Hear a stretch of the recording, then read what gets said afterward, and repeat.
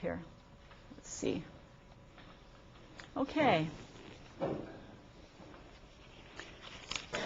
The preferred term. And this one was very interesting to me. I can tell you quite honestly, I didn't do very well on this quiz at all because I was trying to come up with the correct answers and didn't do too well. The preferred term is deaf. My guess would have been letter A. I would not have known that. But that's the answer for that one. Let's take a look at the second one. If you're conversing with someone, and again, I was thinking to myself, okay, what might I choose for an answer there?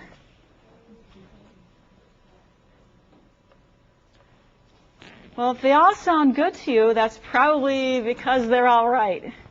And again, I had no idea. But those are all acceptable ways to converse with them. So again, this may be useful to you in your personal lives. It may be useful to you on the job later on. I hope it will be. Number 3. If you have people with difficulty moving. And there again, I was on a dilemma there. What would you choose? People who have difficulty moving are referred to as A and B. Mobility impaired and physically disabled, either. And again, I would not have known that one either. Number 4. In a conversation with a deaf person using a sign language interpreter, direct your conversation to... Anyone want to guess on who you direct the conversation to? B. You're right. Direct the conversation to the person you're carrying on the conversation with. And in this case, it would be to the deaf person. So that would be correct. Number 5.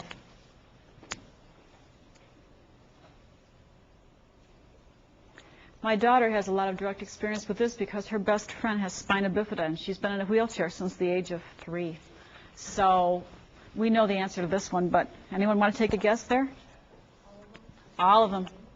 All of the above are correct. Okay. Number 6.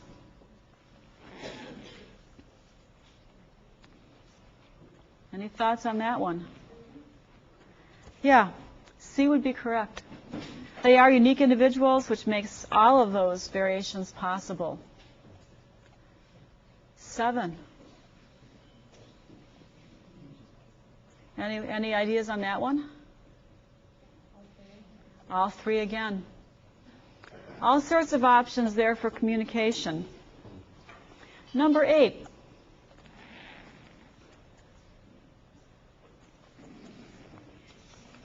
Again, this was one I wasn't too sure about. But the answer on this one would be B and C, speech-to-speech relay. You may have actually seen television commercials for speech-to-speech relay. I have recently. And then allow extra time for the conversation. That's also something that's very helpful. Number 9. On this one, you have 2 options here, A and C. You can identify yourself by name before you speak and distribute the materials accessible to all people. Number 10.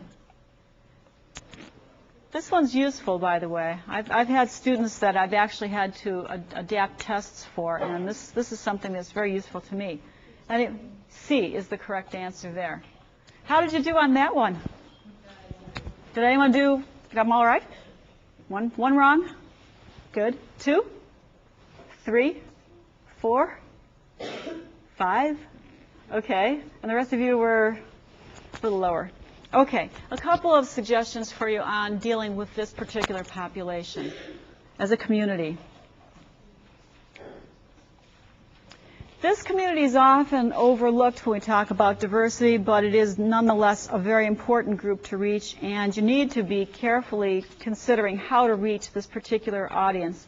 The second point on the screen is rather important because some of them do identify themselves as disabled, but others do not.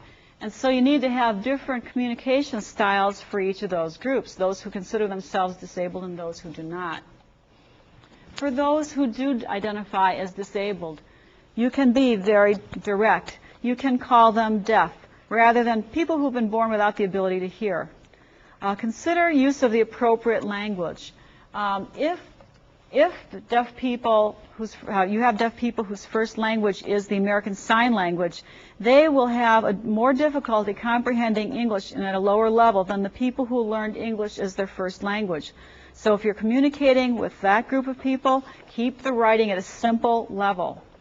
Also have materials that have a lot of graphics but fewer lines of text. And also consider using targeted media such as newsletters or websites, email distribution lists with this group, much more than the mainstream media, but targeted media would be very, very helpful.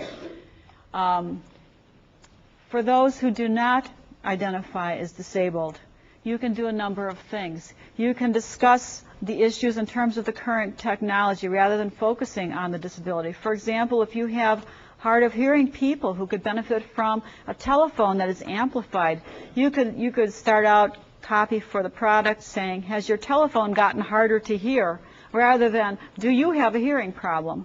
So that's one thing you could do. Another thing is to deal with the family and the friends.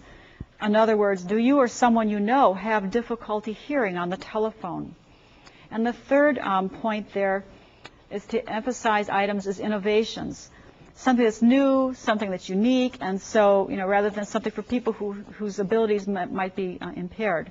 And the last point is to use and to remember to use with this group of people that they are attractive and vital and happy looking, and certainly, just as with the population in general, as your spokespersons and actors.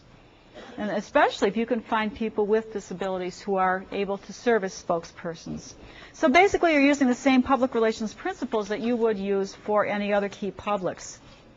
A couple of points now about how the profession as a whole can increase its diversity. And we're going to talk more about that in the second hour, so I don't want to spend a lot of time on it. But we will get into it a little bit. PRSA had an article, and I talked about this earlier, in The Strategist last fall, that talked about this issue and the fact that most racial and ethnic groups are woefully underrepresented in public relations. And one statistic that I found interesting is that only 34% of the major PR firms' employees are from multicultural groups, and that over half of those Black and Hispanic practitioners who were surveyed felt that employers don't want multicultural PR practitioners. So this is something that PRSA is starting to work on. There are a number of ways to increase diversity in the workforce. I'm only trying to touch on a few ideas here, but certainly in terms of recruitment